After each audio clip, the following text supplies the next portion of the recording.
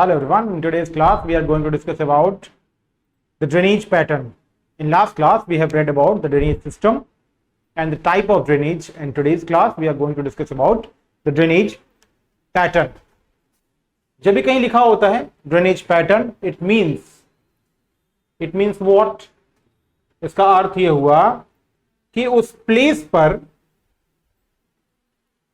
जो geological structure है,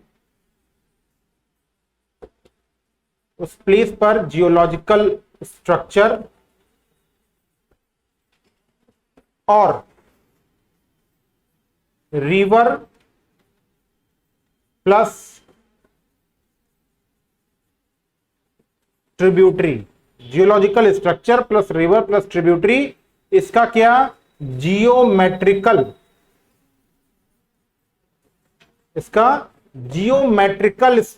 shape, या सामान्य रूप से कह सकते हैं स्पेशियल जियोमेट्रिकल शेप। स्पेशल का मतलब होता है स्थानीय।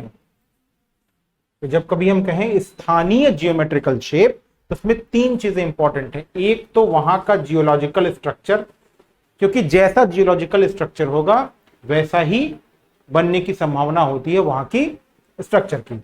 और रिवर और उसकी ट्रिब्यूटरी, क्योंकि ये जो शेप बनेगा वो नदियों और उसकी ट्रिब्यूटरीज के साथ बनेगा। और ये कैसा होता है? ये स्थानीय होता है, लोकल होता है। ऐसा नहीं कि सभी तरह के शेप एक ही जैसे होते हैं, नहीं, ये शेप क्या होते हैं, प्लेस के अनुसार, रीजन के अनुसार चेंज होते रहते हैं। इसीलिए इन्हें कहते हैं स्पेशियल जियोमेट्रिकल शेप, यानी स्थानीय ज्यामितीय आकृतियां।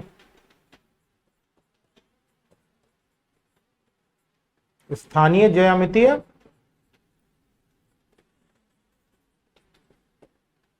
आकृति। क्लियर? अब जब हम ये देखते हैं कि फैक्टर्स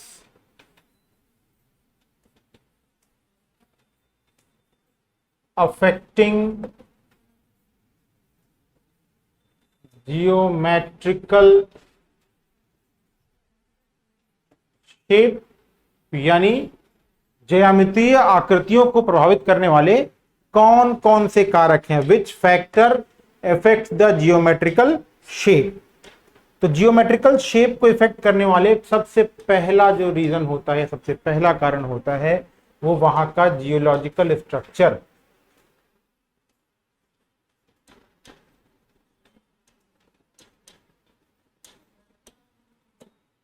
यानी वहां का जो संरचना है, भौगोलिक संरचना। जियोलॉजिकल स्ट्रक्चर मतलब हो गया वहां की भौगोलिक संरचना। ठीक, फिर वहां का स्लोप या ढाल, जियोलॉजिकल स्ट्रक्चर हुआ, फिर स्लोप हुआ यानी ढाल हुआ। इसके अलावा क्या हुआ? वहां का रॉक्स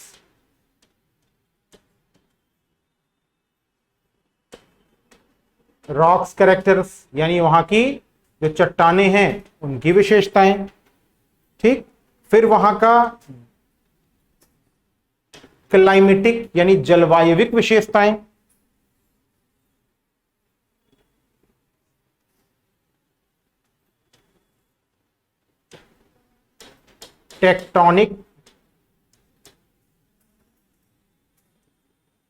टेक्टोनिक स्टेटस, यानी वहां की विवर्तनिक स्थिति।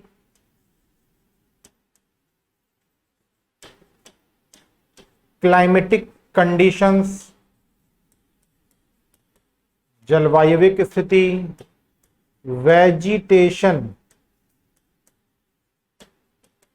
वेजिटेशनल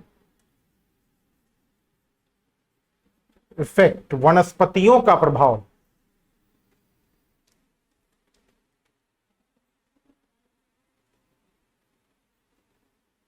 ये सब किसको प्रभावित करते हैं? ये सब किसी भी क्षेत्र के जियोमेट्रिकल शेप या वहां की ज्यामितीय आकृति को प्रभावित करते हैं।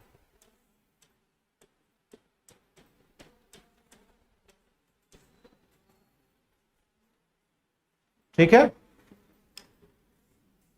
किसी प्लेस का जियोलॉजिकल स्ट्रक्चर यानी वहां संरचना, वहां पे ढाल, वहां पे चट्टानों की विशेषताएं, वहां विवर्तनिक स्थिति, वहां की जलवायु की स्थिति और वहां का वनस्पतिक स्थिति, ये सब उस प्लेस पर किस आकृति का ज्यामितीय शेप बनेगा या किस आकृति में नदियां अपनी मुख्य नदी से जाकर मिलेंगी। क्लियर? चलिए आगे बढ़ते हैं। अब टाइप्स ऑफ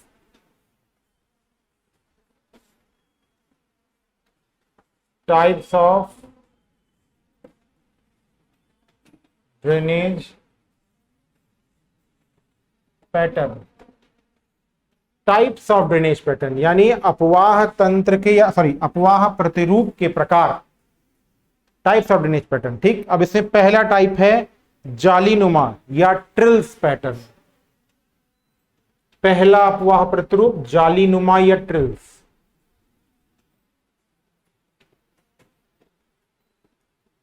जालीनुमा अपवाह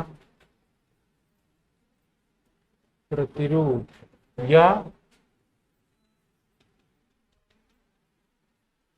ट्रिल्स पैटर्न।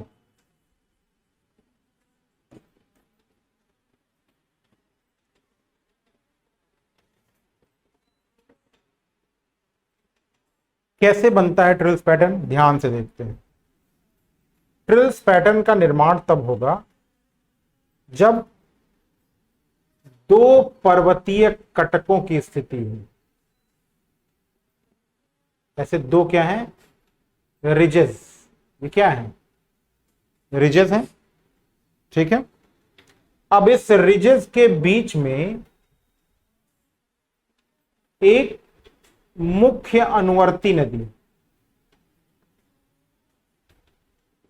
ठीक, और इस मुख्य अनुवर्ती नदी के दोनों ही तरफ इन पर्वतीय पार्श्व से निकलकर जब कटक वहां होगा तो कटकों की स्थिति कैसे होंगी? ये कटकों की स्थिति ऐसे होंगी।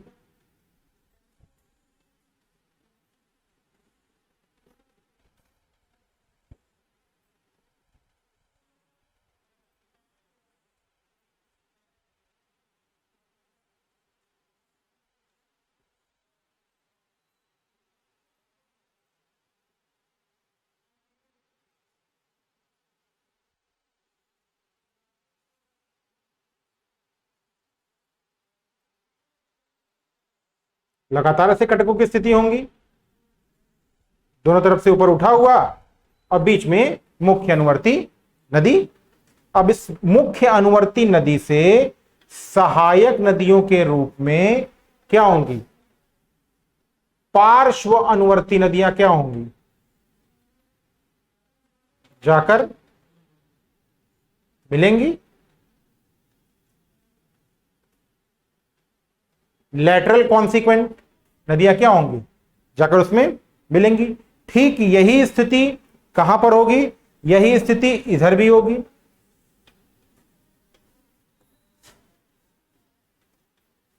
वहां कटक तो ये ऐसा एक और कटक,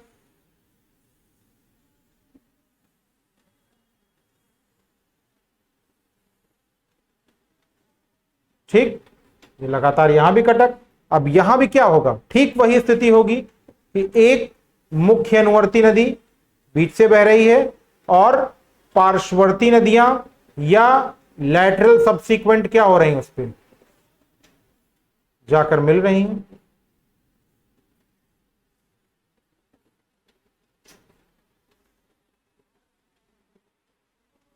ठीक है। तो इस तरीके से जाली नुमा संरचना का निर्माण हो जाता है।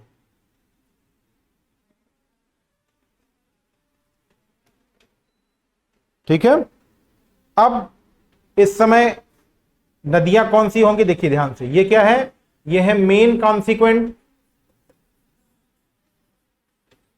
समझ में आ रही बात? मुख्य अनुवर्ती हो गई और ये क्या हो गई? ये लैटरल कॉन्सिक्वेंट हो गई, पार्श्व अनुवर्ती, या इसी को परवर्ती नदी भी कहते हैं। ठीक, लैटरल कॉन्सिक्वेंट,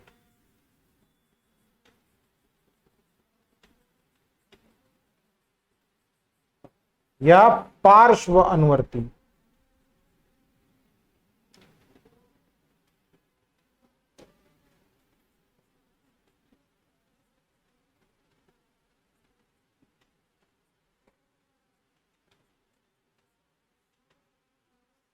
और ये क्या हो गया, ये बीच में कटक हो गया, यानी रिजेस हो गए।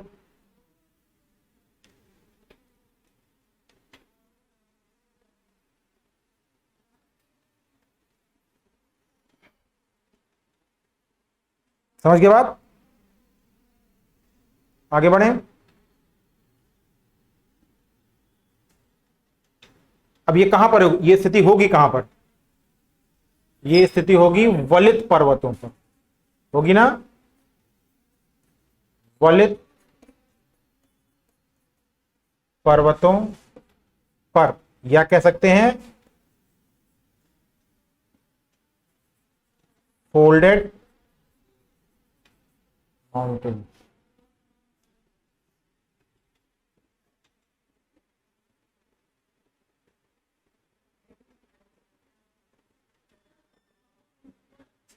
ठीक है, आगे बढ़ते हैं। नेक्स्ट, अब दूसरा है पादपाकार या डेंड्रिटिक।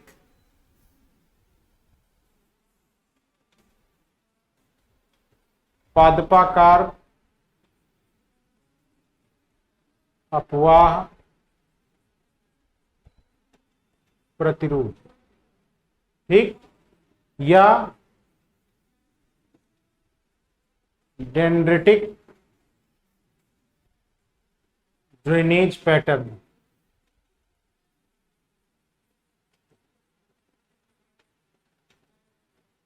ठीक, पादपाकार अपवाह प्रतिरूप को हम दुमाकृतिक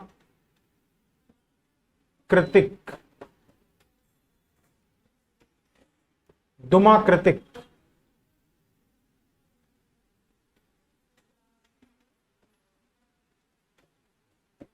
दुमाकृतिक अपवाह प्रतिरूप कहते हैं। ठीक, अब ये दुमाकृतिक अपवाह प्रतिरूप बनेगा कहां? ठीक, जहां पर सपाट चौरस धरातल, कहां पर होगा, सपाट चौरस धरातल, स्पेशली ग्रेनाइट शैल वाले भागों में सपाट चौरस धरातल, और विशेष रूप से कहां पर, ग्रेनाइट शैल वाले भागों में। ठीक, ग्रेनाइट शैल, जितना ही ये चौरस व्यवस्था होगी या जितनी ही ज्यादा चौड़ी या सपाट क्षेत्र होंगे, वहां पर उतनी ही विस्तृत आकृति की सहायक नदियों के साथ मुख्य अनुवर्ती नदी बनेगी।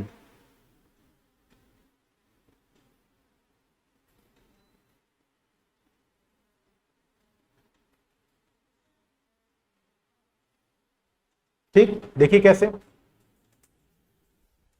ये है मुख्य अनुवर्ती नदी।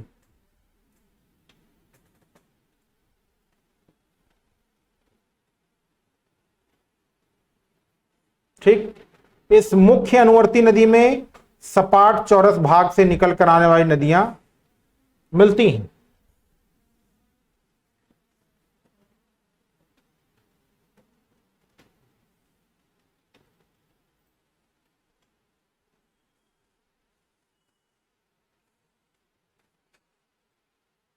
इस तरह एक हो गया मुख्य अनुवर्ती, और दूसरी क्या होगी, नदियां उससे आकर मिल रही हैं।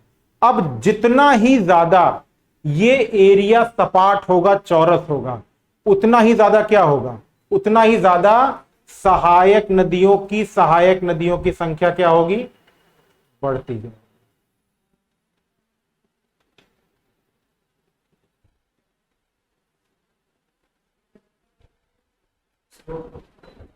हाँ, जितना ही अब स्लोप ज्यादा तेज होगा तो नदी क्या होगी, फटाफट बहती चली जाएगी। और जब इसका सपाट चौड़ा धरातल होगा तो ढेर सारी नदियां किसी एक नदी में आकर, मुख्य नर्मदा नदी में आकर क्या होगा, मिलने की कोशिश करेंगे। ठीक है, तो इसी को इसीलिए इसे क्या कहते हैं, पादपाकार, वृक्षों की पादप या आकृति के आकार में नदियां से आकर मिलती जाती हैं। नदियां हेडवर्ड इरोजन करती हैं ज्यादा, मतलब सामने की तरफ अपरदन करती हैं।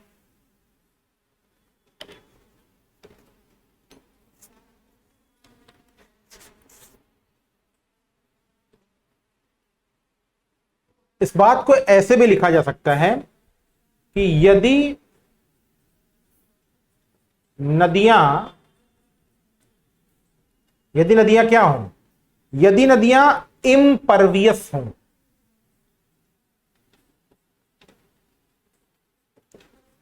इम्परवियस या अप्रवेश्य चट्टानों से, किससे बह रही हूं, अप्रवेश्य चट्टानों से बह रही हूं,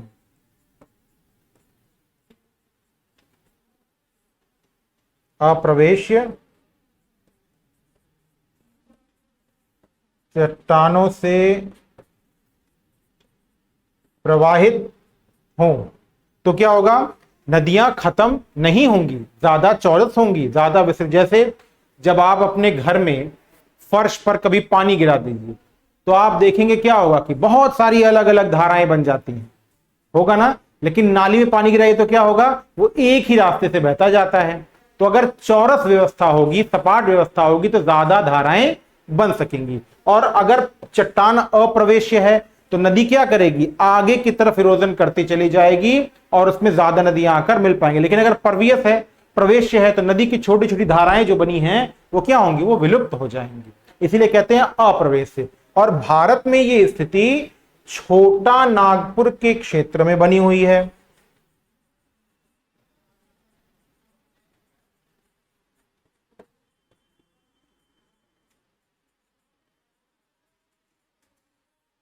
छोटा नागपुर के प्लेटो के क्षेत्र बनी हुई है। और कहां बनेगी, और ये साउथ इंडिया या दक्षिण भारत में भी नदियों में क्या है, ऐसी चौरस व्यवस्था दिखाई हमें पड़ती है।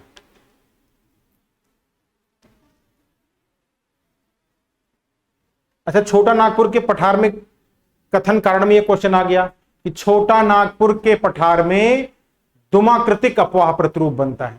स्टेटमेंट एक कथन हो गया, कारण दिया, छोटा नागपुर पठार के क्षेत्र में आग्नेय चट्टानें पाई जाती हैं। तो अब दोनों बातें सही हो गई, धूमाकृतिक अपवाह प्रतिरूप हुआ। और जब आग्नेय चट्टानें पाई जाएंगी तो क्या होगा, वो अप्रवेश्य है ना, मतलब पानी नीचे की तरफ नहीं जाएगा, पानी आगे की तरफ फैलेगा। तो इसीलिए वहां पर धूमाकृतिक अपवाह प्रतिरूप भी पाया जाता है।